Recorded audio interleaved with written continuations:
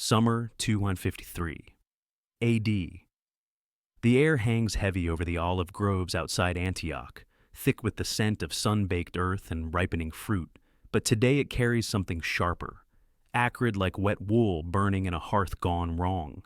You pause in the furrow hoe balanced on your shoulder, wiping sweat from your brow, when the first distant rumble reaches you. Not thunder, but hooves, thousands of them, pounding the dry ground like the heartbeat of some colossal beast. Dust rises first, a haze that blots the blue sky, then the glint of bronze and iron under the relentless sun. Shouts erupt from the village ahead. Your village a cluster of mud brick homes huddled against the Orontes River, where women like your wife tend goats and children, chase lizards through the alleys. The sounds swell cries in a tongue you half recognize from traders' tales, guttural and commanding, mingled with the snap of bowstrings and the wet thud of arrows finding flesh. Smoke coils upward now, black and greedy, devouring the thatch roofs one by one, while the taste of ash settles on your tongue, bitter as bile. You drop the hoe legs leaden as figures swarm the fields. Tall men in scale armor, faces shadowed by spiked helmets, dragging families from doorways with ropes that bite into wrists. A child's wail pierces the chaos, sharp as a shard of pottery underfoot, but you can't reach them. Hands seize you rough as sandpaper, binding your arms behind your back. The village elder, old Marcus, with his one good eye, stumbles forward, pleading in broken Greek, only to crumple under a lance's casual thrust. His blood soaking the parched soil like an unwanted offering. Flames lick higher, heat blistering your skin, and in that moment, as the world narrows to the press of bodies and the stench of fierce sweat, a shadow falls across the road.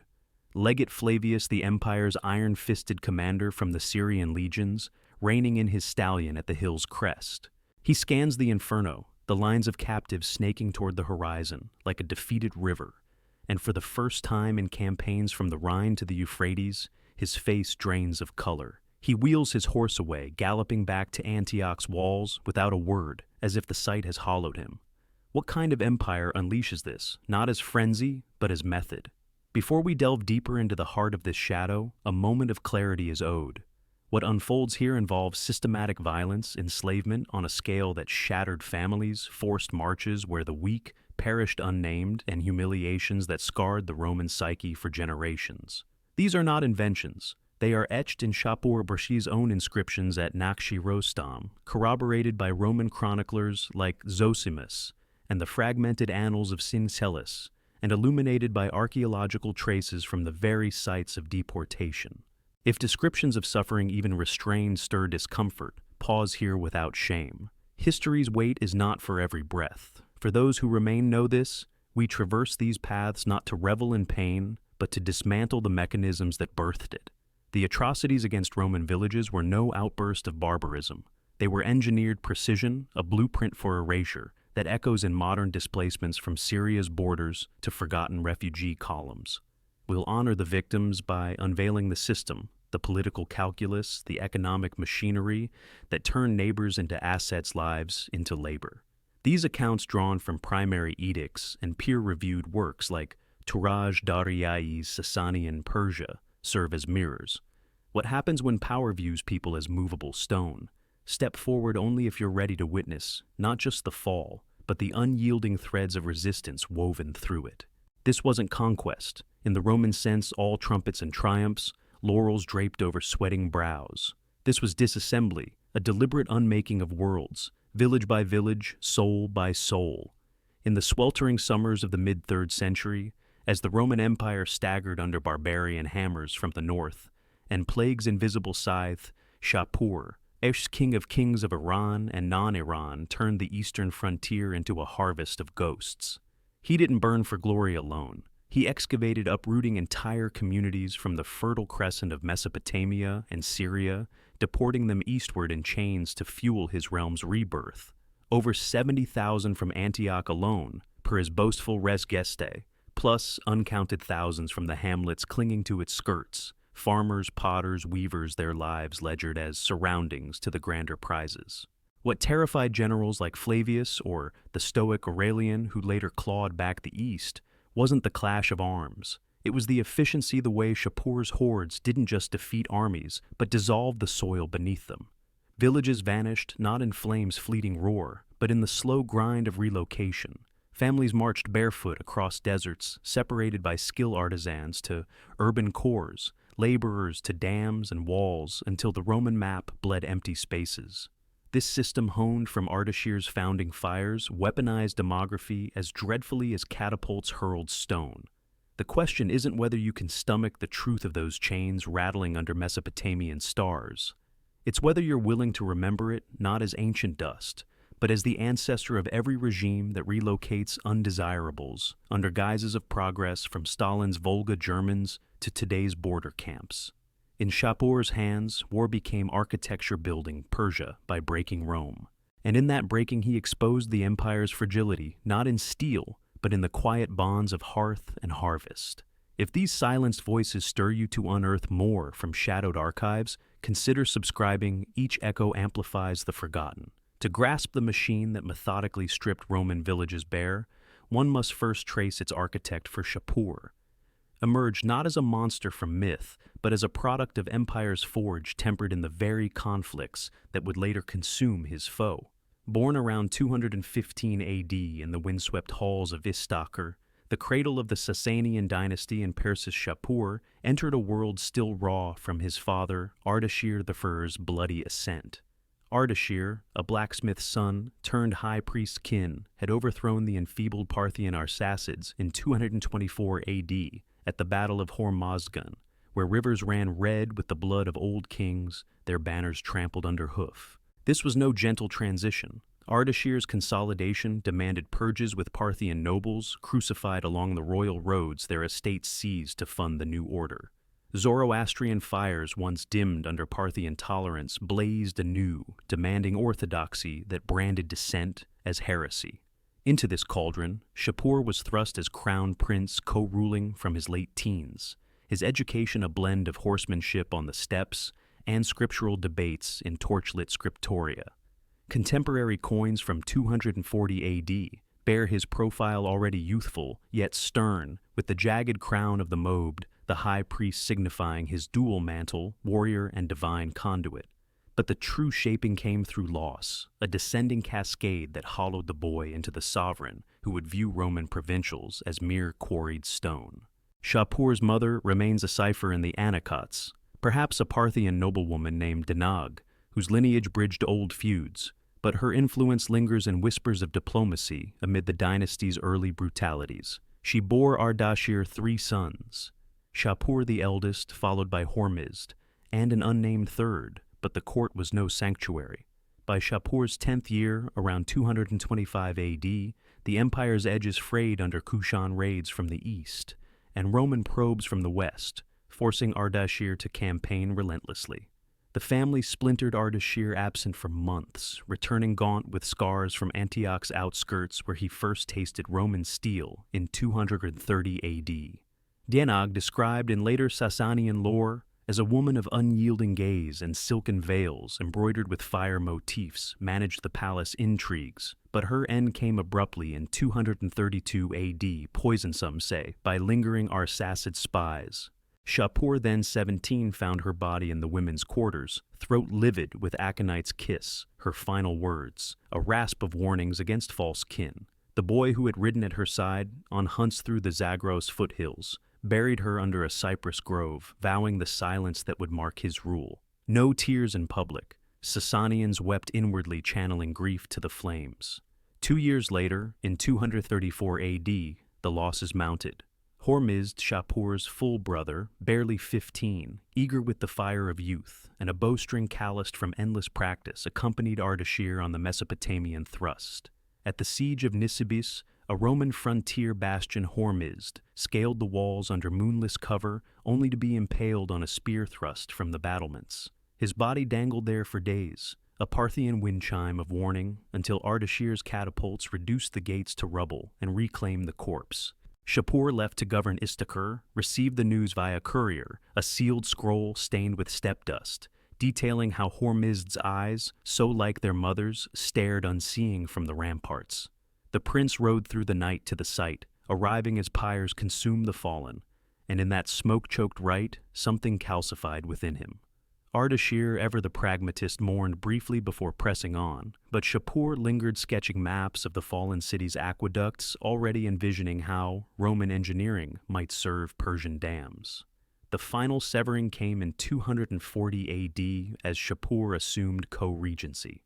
The unnamed youngest brother, a frail child of 8, with Danag's delicate features, fell to a fever sweeping the palace, perhaps the same plague that would later ravage Roman legions.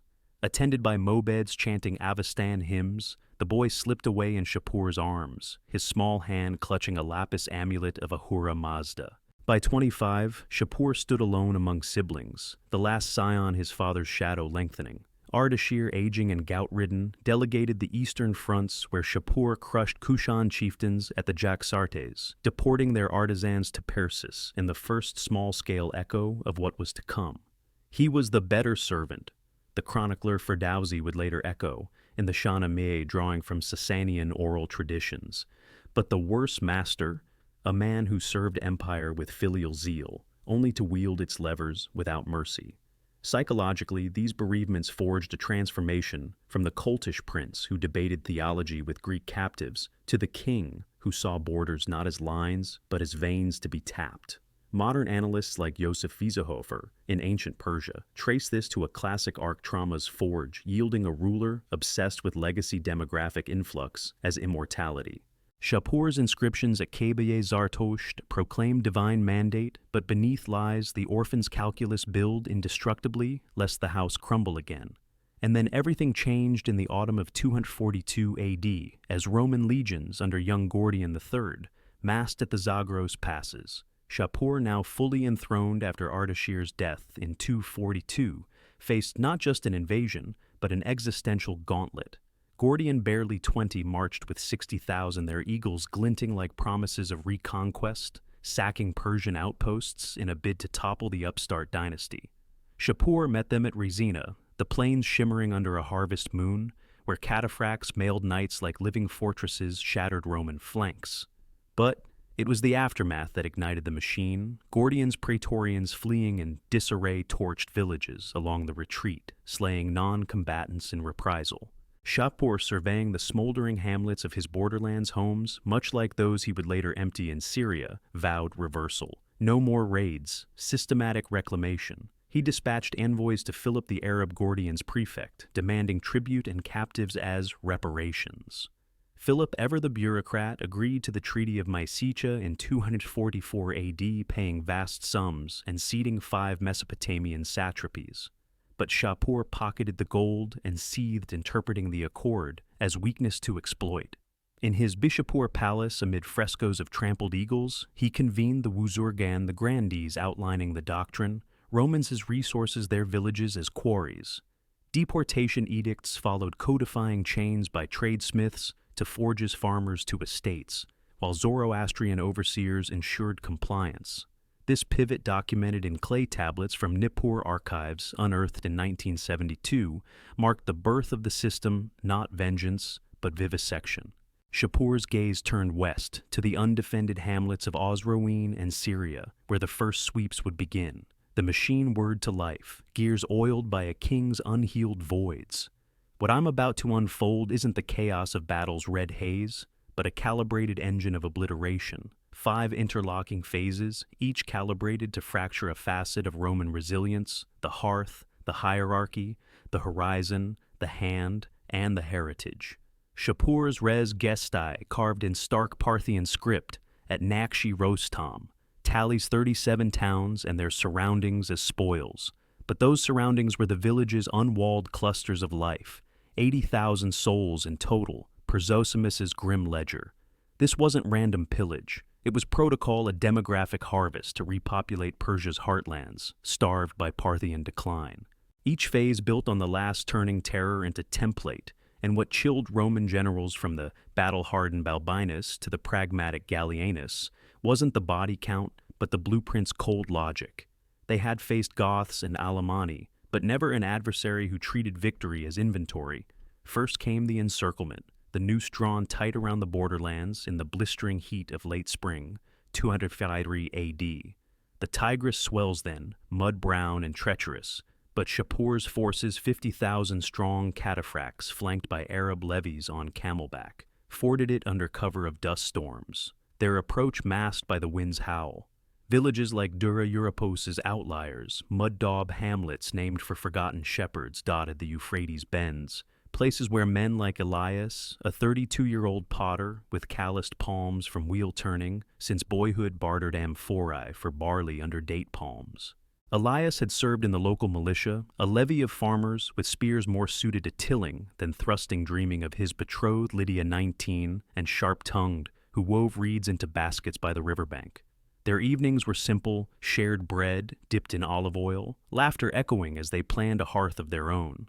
But on that day, as locusts whirred in the haze, the horizon darkened with Persian banners, silk rippling like serpents' scales. The air thickened with the tang of horse sweat and oiled leather, the ground trembling under padded hooves. Elias spotted them first, from his kiln, the smoke from his firing betraying the village's pulse. Horns blared from the watchtowers, crude affairs of stacked stone, and the able-bodied grabbed what arms they had, sickles, adzes, a few pilums scavenged from old wrecks. Lydia clutched a spindle like a talisman, her pulse racing as families bundled infants into alcoves, the youngest too small to comprehend the shadows lengthening. The assault unfolded not as storm, but as harvest. Persian Osbaran elite lancers wheeled in arcs, their javelins arcing like fatal rain, pinning defenders without breaching walls. There were none. Only low fences of thorn bush. Elias charged with a half-dozen, his shout lost in the clamor spear glancing off a shield, before a mace caught his shoulder bone, crunching like dry branch. He fell, vision blurring, as ropes snaked from the flanks binding the fallen. Lydia barricaded in the communal hall with elders, and the vulnerable heard the doors splinter under axes, the wood groaning like a dying beast. Among the captives were families' intact children, wide-eyed amid the tumult, their small forms a stark reminder of innocence's fragility. The records of Synkelus note their presence in the sweeps, but their specific ordeals, too harrowing for recounting here, underscore the sweep's cruelty. We turn instead to adults like Lydia, dragged forth by braids, her dress torn at the hem from the struggle. The commander, a spa bed named Miher Narse, with a scar bisecting his brow, inspected them methodically, as one might appraise livestock at market. Elias for his strong arms suited to quarrying, Lydia for her deft fingers destined for looms in Susa. No frenzy marred the order. Scribes tallied names on wax tablets, sorting by utility engineers to bridge crews, women of childbearing years to household stocks. The village burned methodically, kilns toppled to deny future craft, granaries emptied into wagons. By dusk, chains linked the line iron, cold against sun-scorched skin throats parched from dust-choked pleas. Elias caught Lydia's eye, once a flicker of resolve amid the despair, before guards prodded them eastward. This opening gambit wasn't mere retribution for Roman incursions. It exposed the system's skeletal frame, a power structure where Zoroastrian hierarchy deemed non-Iranians as Anaran lesser threads to be rewoven. Shapur's edicts, preserved in Pahlavi fragments from the British Museum, mandated collection of talents from the West, talents being human capital funneled to bolster Persia's depleted nobility. What this revealed was demography as dominion by emptying Roman peripheries. Shapur starved their recovery, creating buffer voids patrolled by his garrisons. Broader patterns echo in Assyrian relocations under Tiglath-Pileser or Mongol Ordu. Sweeps empire as extraction engine, where locals become cogs. Modern parallels sting. Think of the Ottoman Seferberlik drafts or Soviet kulak deportations, where efficiency masked ethnic dilution. Scholars like Richard Fry in The Heritage of Persia debate the intent was it punitive or pragmatic. Zosimus paints sadism, but Shapur's res Gestae frames it as divine restitution. Mazda's will manifest in ledgers. The long-term scar. Syria's countryside, once verdant, lay fallow for decades, tax rolls halved per Aurelian's own audits. They sought not corpses to gloat over, but voids to fill with Persian seed ghosts, preferable to rebels. For ghosts inspire no revolt. In targeting the village fabric, Shapur didn't just claim land. He unraveled the social weave, leaving generals like those under Gordian to stare at empty horizons, their maps mocking the empire's hollow claims. This phase set the cadence: collect, classify, convey. And as the chains clinked into the night, the machine's hum grew louder. But the encirclement was prelude. What followed tested the hierarchy's spine, the deliberate toppling of Roman command in the scorched flats of Edessa, midsummer 260 AD. The sun beat down like a forge hammer, mirages dancing over the stubble fields, where carrion birds wheeled in lazy spirals. Edessa itself, a stout-walled hub of Osroene, with its Christian enclaves and bubbling springs anchored the frontier. But its satellite villages clusters like Karhai's outliers, stone hovels etched by wind and prayer fed its markets with wool and figs.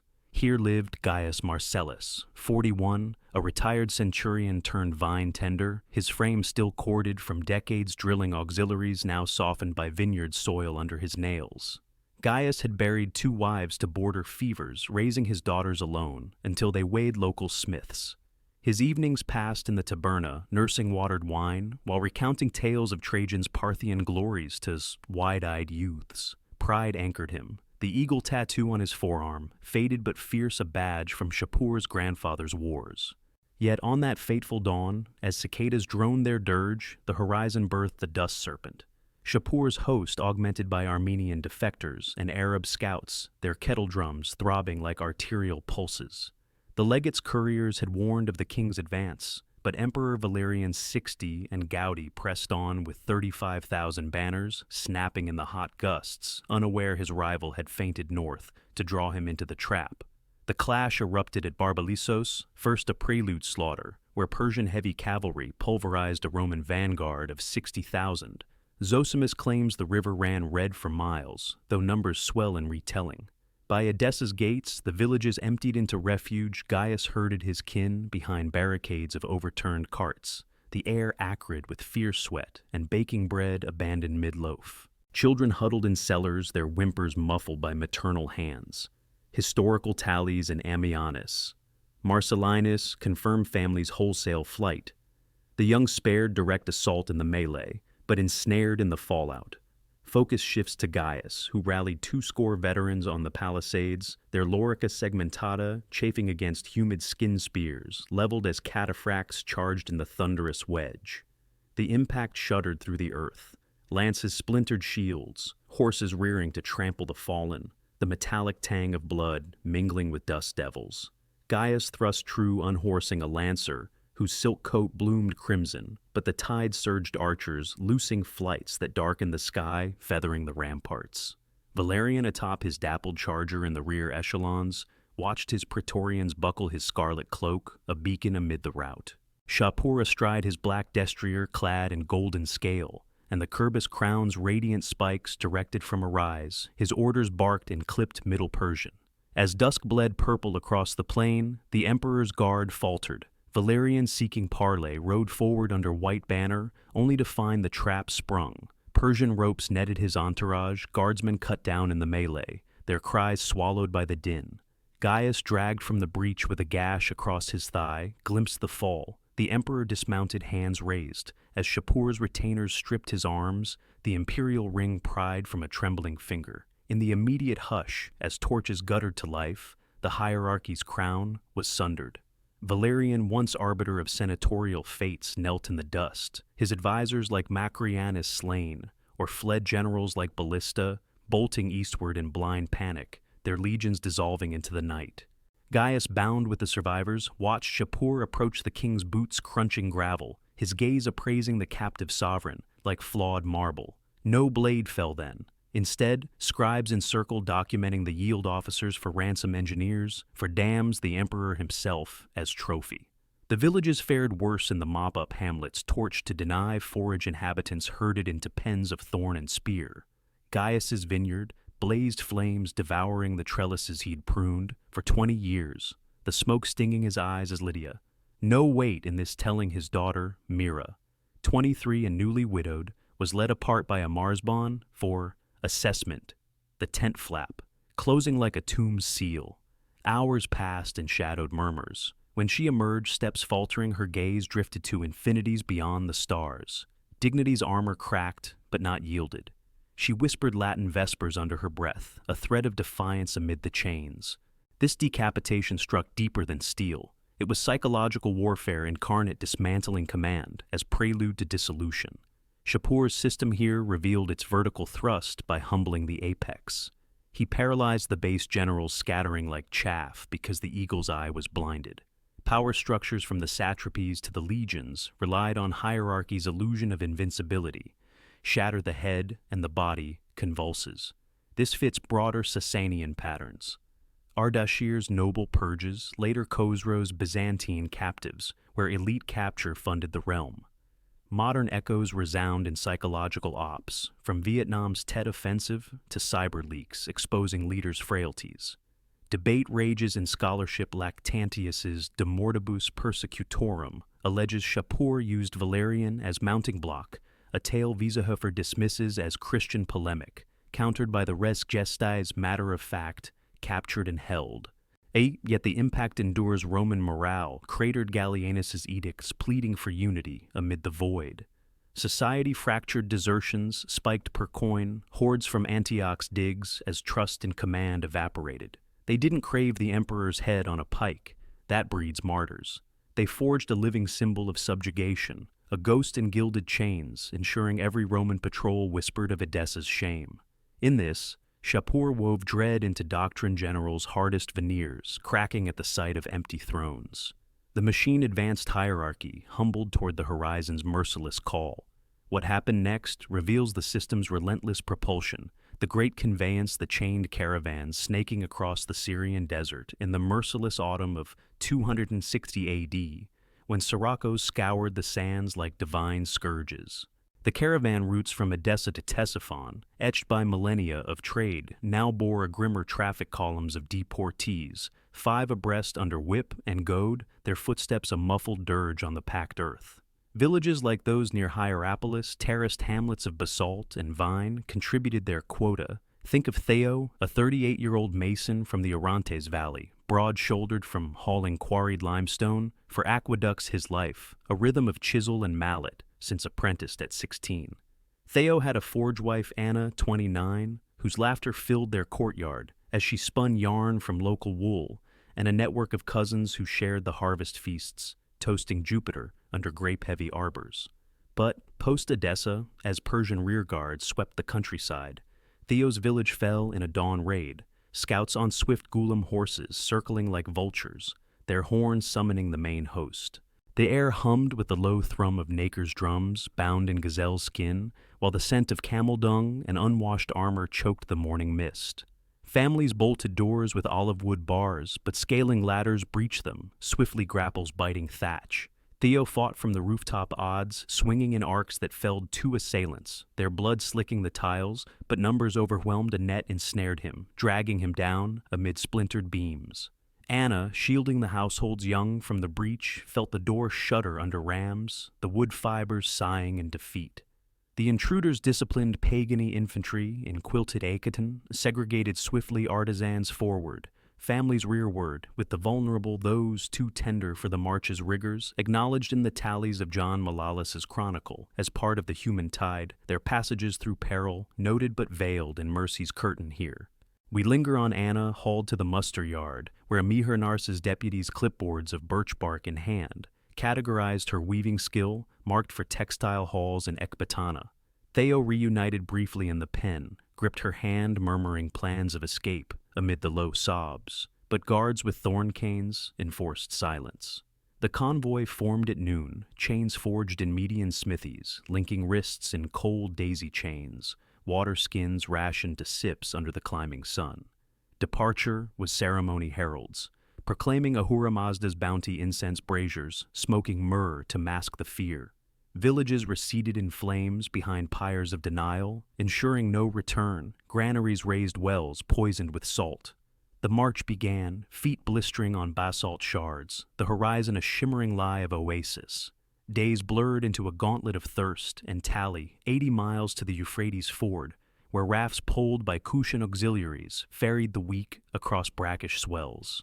Theo bartered his cloak for a gourd of brackish water, sharing with Anna, as dysentery hollowed the line, bodies slumped by dawn, unceremoniously shoveled into ditches, their numbers scratched from rolls. At night, under star-pricked vaults, guards patrolled with braziers, the glow casting elongated shadows that danced like accusing shades. Anna's soul's split blood crusting with dust, yet she hummed Orphic fragments a lifeline to the world left behind. A storm broke on the 10th day rain, lashing like flails turning paths to mire where the chains sank to knees, whips cracking to urge them on. Theo pulled a fallen comrade, a baker from Carhae, whose breaths came ragged, but the Asbar overseeing halted them, a mercy kill arrow, ending the misery with clinical dispatch. The column thinned, but the system's pulse held way stations stocked with dates and way overseers rotating to prevent mutiny. By Ctesiphon's gates, after 40 days of Horizon's betrayal, the survivors, perhaps 60,000 per Dariai's estimates, were funneled into holding pens of reed and staked the air heavy with the rod of exhaustion. This conveyance phase wasn't logistics drudgery. It was the system's migratory maw devouring Roman cohesion to regurgitate it as Persian vitality. Power's architecture here lay bare the Marsbon network, provincial margraves, orchestrated routes like veins feeding the heart, turning displacement into demographic dividend. Broader contours mirror Achaemenid exiles under Xerxes or Timur's Afghan relocations mobility as mastery borders as illusions. Contemporary resonances haunt the Trail of Tears' forced footfalls, or Rohingya flotillas adrift. Peer-reviewed debate from Potter's The Roman Empire at Bay to Noli's, the idea of Iran weighs brutality against utility. Zosimus decries genocide, but Shapur's edicts frame it as gathering of the dispersed. And society's warped deported communities per Syriac fragments formed enclaves that birthed hybrid cults, but at cost, birth rates plummeted per skeletal analyses from Shushtar graves. The intent, not extermination, but extraction. Ghosts on the march inspire no uprising, only whispers in foreign tongues. Generals reading scout reports of endless chains vanishing east confronted not loss of land, but erasure of people at the true terror, a map redrawn in absences. Thus the machine migrated hand in hand with Horizon's hollow promise. On the third day of resettlement's grind, as winter's chill clawed the Zagros passes in early 261 AD, the system turned to the hand, the conscription of labor that rebuilt Persia from Roman bones. The deportees funneled into Khuzastan's floodplains faced not idleness, but imposition villages' survivors, like those from Apamia's hinterlands, repurposed as masons and irrigators in a land of qanats and ziggurats. Consider Drusus a 45-year-old irrigator from the Seleucid plain, his skin weathered like old leather from decades channeling the Orontes tributaries' veins mapped with silt scars. Drusus had overseen communal ditches arbitrating water shares among feuding kin. His suppers, communal pots of lentil stew, shared under lantern light with his sister Claudia.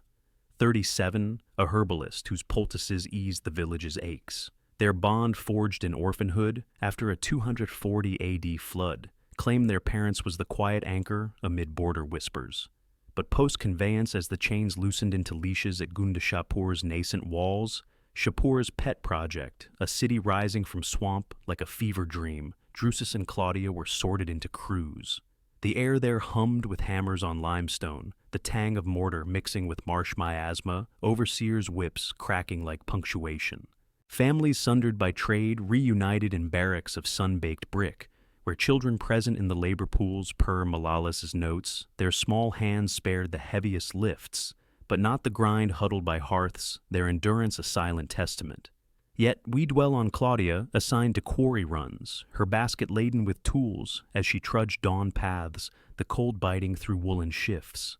The labor dawned with gongs crews marshaled by mow beds, chanting investitures, invoking Anahita's flow for the dams. Drusus chained to a capstan for hauling blocks, each the weight of an ox heaved in rhythm with 200 others. Sweat tracing furrows down his back, muscles screaming as pulleys groaned. Shapur's vision inscribed at Shushtar demanded, the bridge of Valerian, a weir spanning the Karun, its arches mocking the captive emperor's oversight. Drusus toiled there knee-deep in silt, directing sluices, while Persian engineers barked corrections in accented Greek. Breaks were scant, a crust of barley breadwater doled from aqueducts his own people might have designed.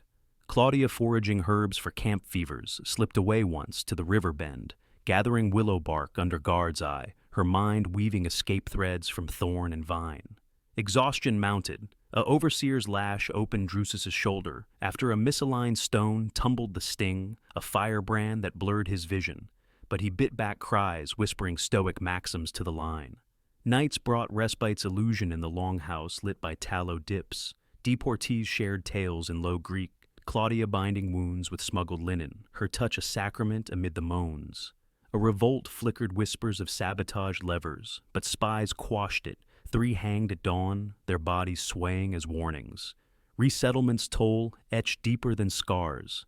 It was the hand's betrayal craft turned against kin.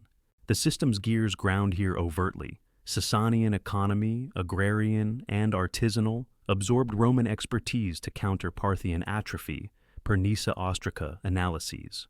Power's lattice. The Wazurgan estates swelled with slave labor nobles, profiting from gifts of deportees. Patterns persist. Sparta's helot binds colonial indigo plantations, labor as empire's blood. Analytical lenses from Baines's Byzantine studies to modern labor histories parse intent. Wiesehofer sees symbiosis, hybrid tech, birthing wonders like Gunda Shapur's Academy. Lactantius, unremitting cruelty. Societal ripple-fused cultures yielded Syriac Persian texts, but at psychic cost suicide clusters and grave clusters per 2015 excavations. They engineered not just stone, but submission. Broken hands build no resistance, only monuments to the breaker.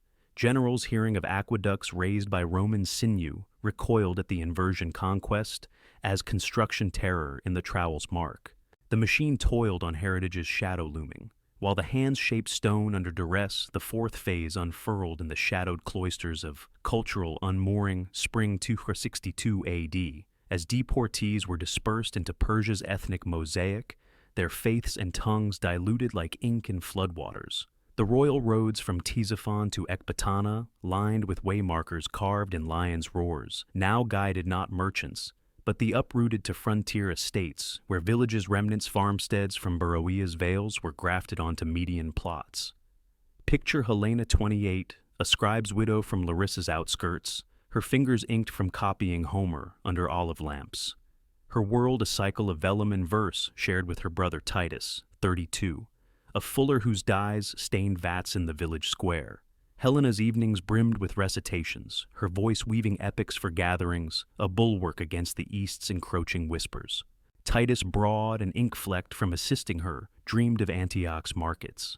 But in the dispersal camps near Pars, amid almond groves heavy with bloom, the pair was sundered Helena to a noble's scriptorium for edict copying Titus to flax fields. The air perfumed with almond and earth turning, but undercut by the bite of unfamiliar spices. Guards patois, a babble of Pahlavi and Aramaic. Enclaves formed Roman pockets amid Elamite hamlets, but isolation gnawed. Children clustered in communal yards as per Syriac liturgies learned hybrid games, their adaptability, a quiet defiance noted in texts but spared our gaze's burden. Helena's lot drew us assigned to the mobbed Ardashir's household. Her quill now traced Zoroastrian hymns, the vellum's grain, alien under her touch.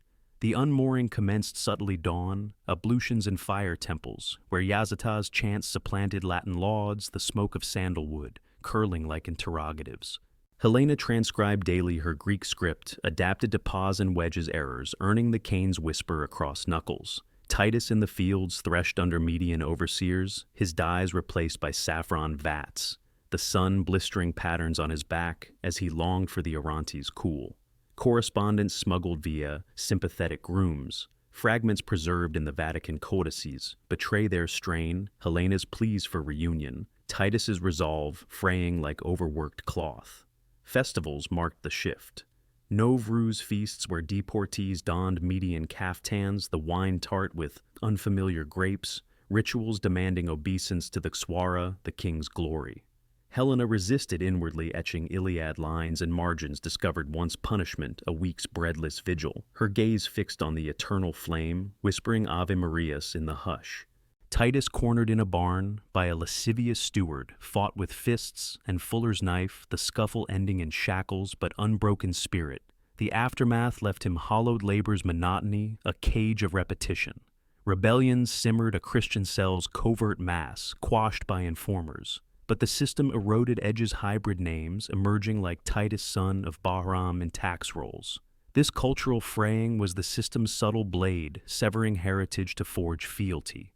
Powers weave, Zoroastrian orthodoxy, per-Denkard compilations, viewed Roman polytheism as diaruj pollution, to be leached dispersal as solvent.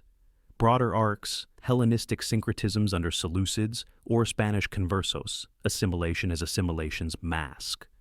Modern scrutiny from Boyce's Zoroastrians to post-colonial reads debates coercion versus convergence. Synkelis decries soul theft. Shapur's paeans celebrate unity. Impacts lingered Greco-Persian academies at Gunda Shapur, birthed algebra's forebears, but at erasure's price, languages fading per bilingual Ostraca. They dismantled not bodies, but blueprints. Unmoored roots strike no deep anchors. Generals per Gallienus's missives dreaded this quiet conquest.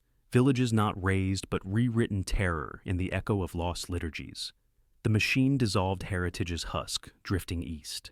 If you're still journeying through these shadowed miles, it's a testament to remembrance's quiet power. The path ahead delves deeper into the final unraveling the heritage's final twist. Pause if needed. For those pressing on, we honor the endurance by seeing it to its defiant close. The fifth and culminating fracture came in the veiled alcoves of enforced amalgamation, late summer 263 AD, as the dispersed faced the system's capstone, interweaving into Persia's social corpus marriages, mandated lineages blended to seal the breach. In the fertile swales of Asuristan, where the Tigris murmured secrets to palm-fringed banks, outposts rose from former Chaldean villages now peopled by Roman grafts. Envision Sophia, 34, a midwife from Alexandretta's coastal hamlets, her hands gentle from birthing generations, amid salt breezes and fishers' chants, her life entwined with cousin Lucius, 40, a net mender whose tales of Aegean voyages spiced their hearthside vigils. Sophia's skill honed in Demeter's shrines eased labors under moonlit skies. Lucius repaired hulls by day, mending life's frays by night. But in the amalgamation camps near Ahvaz, amid reed-choked lagoons where ibises cried like lost souls, they were paired Sophia to a Persian deacon's household for obstetric service Lucius, to a weaving cooperative.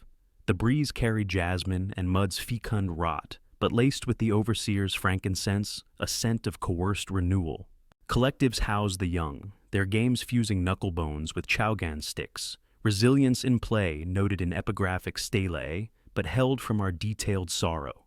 Sophia's path commands summoned to the Sardar's pavilion, a silk-draped tent, where veils parted like judgments. She attended a noble birth, her techniques blended with Median herbs, the labor's cries echoing her own suppressed grief. Amalgamation's rite began with assemblies mobids presiding over betrothals, Roman women veiled in chadors, men in shalwars, vows intoned in bilingual rites. Sophia selected for her craft, wed a widower aspect his estate, a sprawl of pistachio groves.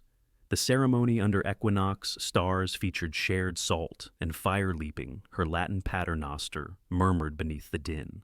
Lucius yoked to a dye master's kin, toiled in vats of cochineal, his nets traded for looms, fingers cramping on shuttles as he plotted whispers of return. Bond-strained smuggled papyri, akin to those in Berlin's collection, plead against dilutions. Sophia's ink faded, hold the old gods, but edicts forbade gatherings, spies weaving through ranks. Resistance flickered a clandestine symposium, reciting Virgil dispersed by dawn. Raids participants lashed but unbowed.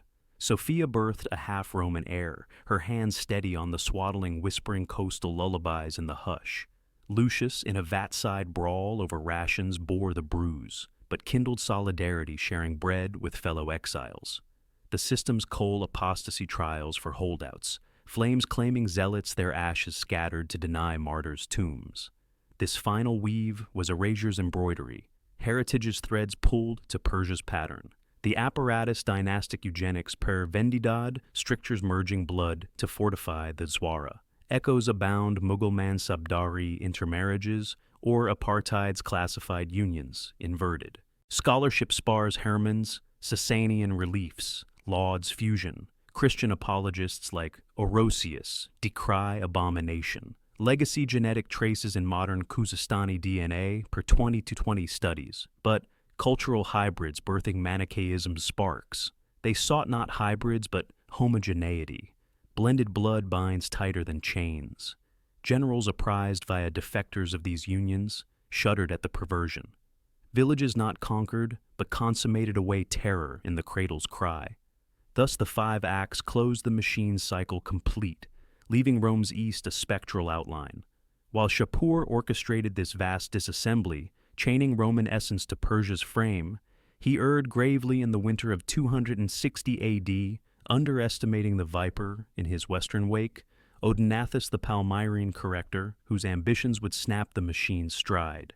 Odenathus, a sun-bronzed Arab of senatorial stock, ruled Palmyra's caravan nexus, with a velvet fist-silk routes funding his private legions, wife Zenobia at his counsel, her Egyptian lineage whispering of Cleopatra's guile. Motivations burned multifaceted resentment at Roman neglect, post-Valerian envy of Shapur's spoils, and a shrewd bid for autonomy amid Gallienus's chaos. Odenathus, aged 40, had chafed under imperial requisitions, his wealth in frankincense and myrrh untithed. Zenobia urged the strike, seeing in Persian overreach a vacuum for Palmyrene ascendancy. Conspirators coalesced in torchlit triclinia, Arab sheikhs from the Tanuk Confederacy, disgruntled Roman defectors like the fleeing ballista, and Syrian notables weary of deportation's shadow. Their packs sealed over Iraq wine in 260s chill-plotted raids on Persian supply lines, hit and fade ambushes to bleed the conqueror dry. The plot ignited in January 261 AD as snow dusted the Syrian crags. Odenathus mustered 10,000 camel archers, veiling in desert gusts, heavy infantry in scale, hauberks striking north to Nisibis's outskirts, where Persian garrisons fat with plunder drowsed. Present tense grips, dawn fractures the frost. Odenathus signals from a ridge, his cloak whipping like a banner. Archers loose shafts hissing through sentries' throats, silent falls in the snow. The gate yields to rams' muffled thuds echoing. Palmyrene lancers pour in, blades flashing in torch glow. Persians staggering from barracks, half-armored screams, swallowed by the gale. Shapur's deputy, the spa bed. Surena rallies on the parade ground, his shout cut by an arrow to the neck. His head rolls into the muck eyes, frozen in surprise. Odenathus presses no quarter in the blood-slick melee warehouses, torched to deny grain captives freed to swell his ranks. By midday, Nisibis burns a beacon mocking Persian hubris. Odenathus wheels south, harrying deportee columns, shattering chains with axes, the air rent by joyous Greek cries amid the rout. Shapur's error crystallized, he'd stretched his claws too far, leaving flanks exposed to opportunistic fangs. The king in Ctesiphon's halls received couriers gasping of the reversal. Nisibis lost 2 Marsban-slain escapees, bolstering Odenathus to 20,000. Fury seized him. Edicts flew, recalling legions from the Kushan fringe, but momentum shattered. Odenathus raided deeper, torching Persian way stations to the Euphrates, his forces a swarm, reclaiming Antioch's environs. Shapur countered in spring, clashing at Dura Europos's ruins, but Palmyrene mobility prevailed, feigned retreats, luring cataphracts into ambushes where caltrops and archers reaped mailed ranks. The spa-bed Narses fell lance through the gorget, his banner trampled in the dust. Shapur withdrew, pride lacerated, his system stalled, as Roman remnants coalesced under Odenathus's aegis. The aftermath cascaded in chaos's wake. Odenathus, proclaimed Rex Orientis by a grateful Gallienus, held the east, till his assassination in 267 AD, poisoned whispers say, by Zenobia's ambition or Roman envy. His widow seized the mantle, her empire blooming, brief and brilliant, only to crumble under Aurelian's boot in 272 AD. Shapur endured, dying in 270 AD of unrecorded ailment, his son Hormizd. I, inheriting a realm, enriched yet scarred deportees' labor, enduring in bridges that spanned centuries. Chaos reigned interim. Gallienus quashed usurpers, but the east festered with banditry, villages rebuilding on ghosts. Thousands perished in the countersweeps. Persian garrisons massacred, Palmyrene collaborators executed. This is the machine's fracture when its operator overreaches it, devours indiscriminately spewing shards of empire in its spasm. Yet the system resilient as basalt persisted, deportations resumed under Bahram. Heirs, the blueprint etched indelible. Odenathus's lance pierced the hide, but the beast limped on its roar, diminished but undying. In the arid vaults of Naqsh-e Rostam, 1937 AD, under a Persian sun that mocked time's passage, archaeologist Erich Schmidt crested the ridge, his team trailing like supplicants to a forgotten god. The air hummed with bees in wild thyme, the scent of limestone dust rising as picks tapped tentatively at the cliff face. Schmidt, a wiry German of 50, exile from Nazi shadows, felt the ground's whisper before sight confirmed his boot dislodged a shard, Pahlavi script, glinting like buried lightning. The raze Gestae. He breathed pulse-quickening as the full panel emerged, Shapur astride trident in hand, Valerian kneeling in supplication, the emperor's face etched in eternal plea. The team froze trowels idle as shadows lengthened. Schmidt traced the grooves, fingers trembling on the king's crown, the Greek paratirings confirming authenticity. Radiocarbon on adhering lichens dated to 260 AD cross. Verified by stratigraphic layers from Fry's 1960s, surveys undeniable the rock's memory intact. What this slab proved transcended stone Shapur's own hand, chronicling the deportation's 37 towns, listed with clinical pride villages as afterthoughts in the tally. Discovered amid oil prospectors' clamor, it shattered myths no flaying per Lactantius, but living humiliation, Valerian held in honor, yet harnessed to service. Why it matters? Pierces now. This isn't antiquities curio, but power's perennial script, where leaders like Assad or Putin relocate problems to borders echoing Shapur's demographic slight. Psychologically, it unveils trauma's alchemy, Shapur's losses birthing a ruler who externalized voids through voids inflicted per modern trauma theory in van der Kolk's works. Remembering fortifies it, arms against erasure honoring the 80,000 who, in Dariai's Sasanian Iran, seeded Persia's golden age, yet clung to Latin whispers and enclaves. Parallels sting Uyghur re-educations, Gaza's displacements showing unchecked sovereignty's slide to systematized shadow. It's not about gods or borders. It's power's bid to expunge met by humanity's stubborn inkling to endure. The empire spanned 6 centuries, but couldn't efface a single village's song etched in marginalia and genes. Redefined triumph, they didn't reclaim homes, but their traces in Gunda Shapur's libraries. Palmyra's revivals defied the delete. They etched marks deeper than rock. The villagers of those sundered hamlets, Elias with his potter's wheel, Gaius under Edessa's walls, Theo on desert trails, Drusus at the weir, Helena in scriptorium, Hush, Sophia in birthing tents, were engineered to vanish their names, dust on wind-scoured roads, their stories' ledgers closed at journey's end. That was the grand design, Shapur's calculus extract, expend, expunge, leaving the West, a husk to be refilled by Persian tide. But vanish. They refused.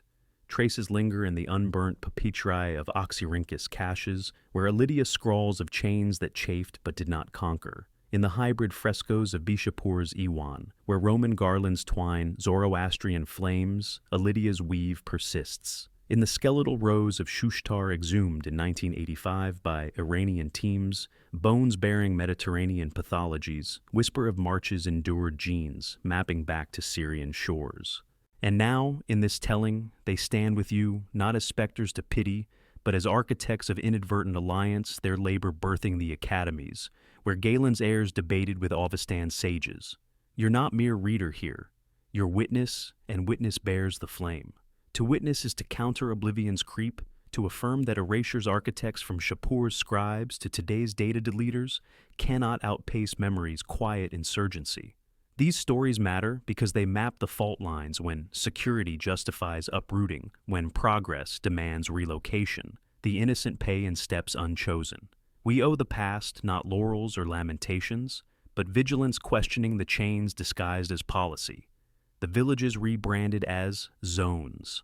In Ukraine's shelled hamlets or Yemen's famine trails, Shapur's ghost nods. Yet so do the deportees' echoes and refugees' resilient networks in codices smuggled across borders. What we owe is interruption halt the machine before it hums to full chorus, honor the uprooted by amplifying their unsung anthems. If this tapestry of tenacity and terror stirred something a chord of outrage, a spark of solidarity, linger in the comments below. What line haunted you? Which victim's gaze lingers? Pose your queries. Let's converse in the arena where darkness meets daylight, forging understanding from shared reckoning. These dialogues, raw and real, are the bulwark conversations that ensure history's warnings ring clearer than tyrants' edicts. If voices like theirs meant for silence compel you, subscribe. Not for spectacle, but for the silenced chorus, every archive dusted, every inscription traced, every village's echo revived, for the stories still interred, waiting for witnesses willing to dig.